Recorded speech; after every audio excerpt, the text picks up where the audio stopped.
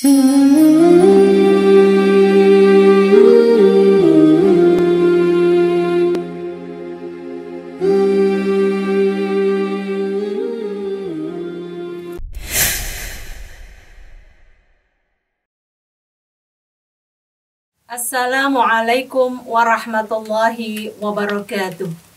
Bismillahirrahmanirrahim. Alhamdulillahirabbil alamin. Alhamdulillahilladzi adada khalqihi wa ridha nafsihi wa zinata 'arsyihi wa midada kalimatihi. Asyhadu an la ilaha illallah wahdahu la syarikalah wa asyhadu anna Muhammadan 'abduhu wa rasuluhu la nabiyya ba'dah. Allahumma shalli ala Muhammad wa ala ali Muhammad.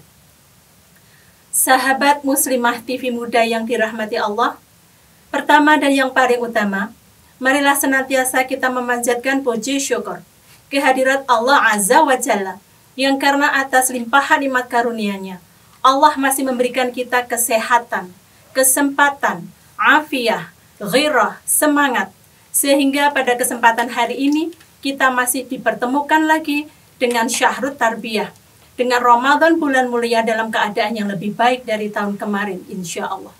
Salawat serta salam semoga senantiasa tercurah kepada junjungan kita Nabi besar Muhammad Sallallahu Alaihi Wasallam, yang syafaatnya benar-benar kita tunggu kelak di yaumul akhir.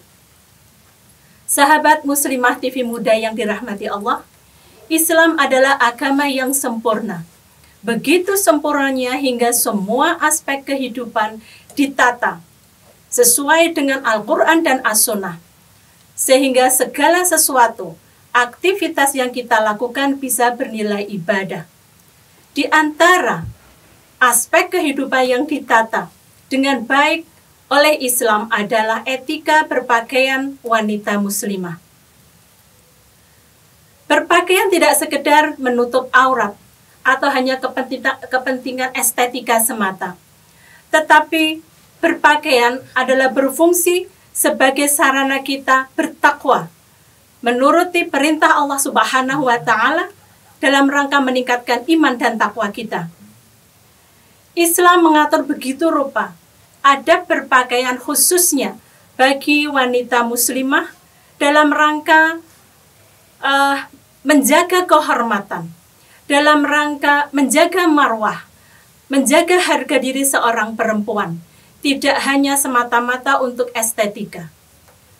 Sahabat Muslimah TV Muda yang dirahmati Allah, kisah inspiratif dari para sahibiah saat merespon ketika perintah untuk menutup aurat turun, kita bisa menginspirasi, mengambil contoh bagaimana mereka secara cepat merespon setiap perintah dengan baik. Di antara etika berpakaian atau adab berpakaian wanita muslimah yang harus kita cermati, yang pertama adalah ketika kita berpakaian harus kita niatkan untuk beribadah karena Allah Subhanahu wa Ta'ala. Ibadah berarti ada dua aspek yang harus kita ingat. Yang pertama adalah ikhlas, hanya karena Allah semata. Yang kedua, harus sesuai dengan tuntunan yang dicontohkan oleh Nabi besar Muhammad Sallallahu Alaihi Wasallam. Yang kedua, kita harus menggunakan pakaian yang kita pakai, kita pastikan adalah pakaian yang halal. Dikatakan innallaha thayyib la yuqbalu illa thayyibah. Allah itu maha baik dan tidak menerima kecuali hal yang baik. Ada sebuah hadis riwayat Muslim. Dalam sebuah riwayat dikisahkan tentang seorang musafir yang melakukan perjalanan panjang. Musafir ini tampak sangat kusut dan berdebu karena jauhnya perjalanan. Musafir ini menengadahkan tangan dan berucap, "Ya Rabb, ya Rabb, ya Rabb." Sementara makanan yang dimakan adalah haram, minuman yang diminum adalah haram, dan pakaian yang dipakai adalah haram. Maka bagaimana mungkin Allah akan mengabulkan doanya?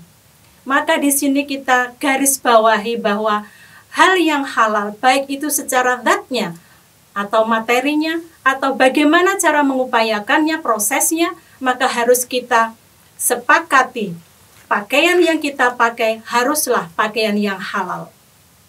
Kemudian yang ketiga, dipastikan pakaian yang kita pakai haruslah menutup aurat.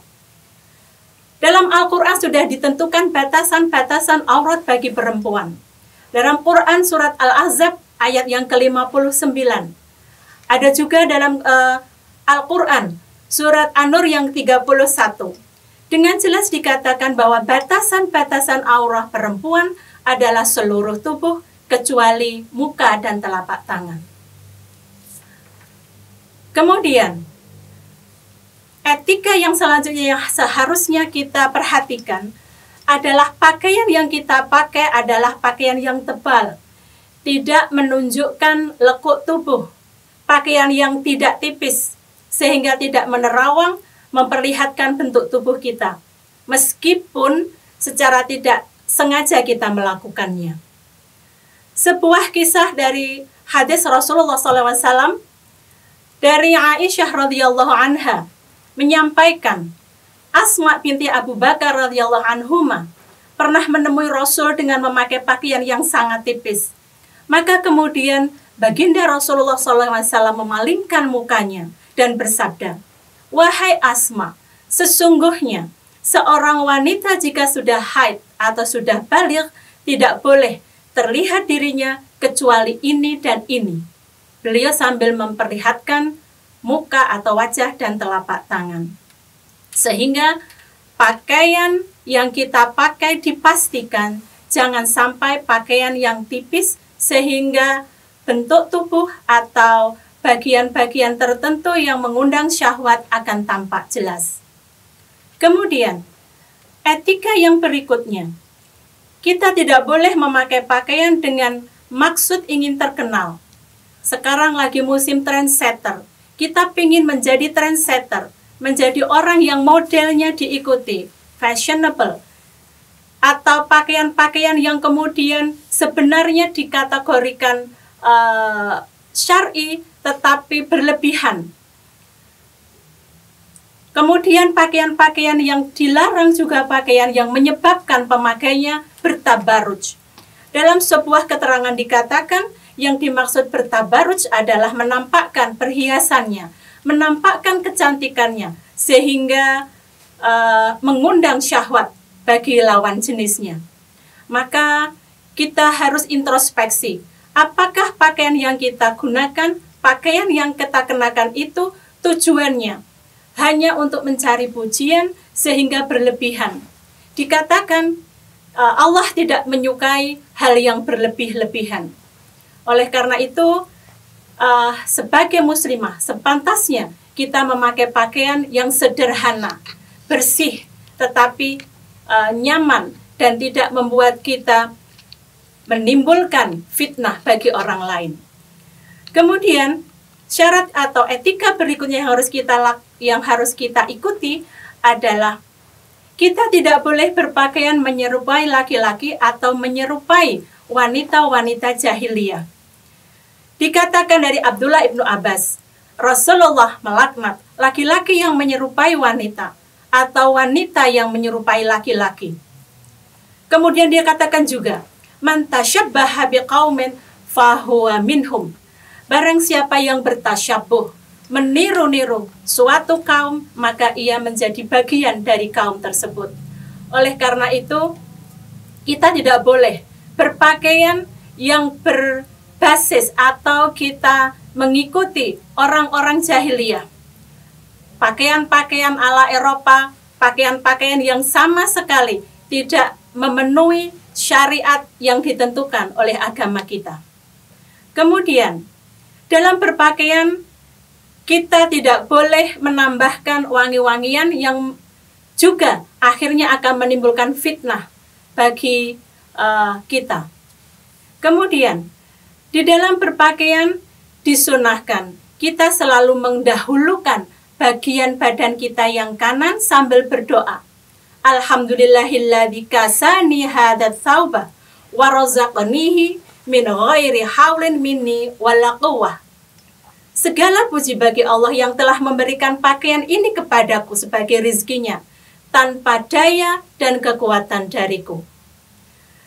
apabila kita telah mengikuti anjuran yang disampaikan Nabi besar Muhammad SAW dalam berpakaian, maka insya Allah apa yang kita lakukan akan dihitung menjadi bagian ibadah kita. Tidak ada bagusnya kiranya kita berpenampilan baik, dipuji oleh orang lain, sementara Allah mencela atau bahkan melaknat kita. Demikian, semoga ada manfaatnya. Al-birru man ittaqa. Assalamualaikum warahmatullahi wabarakatuh.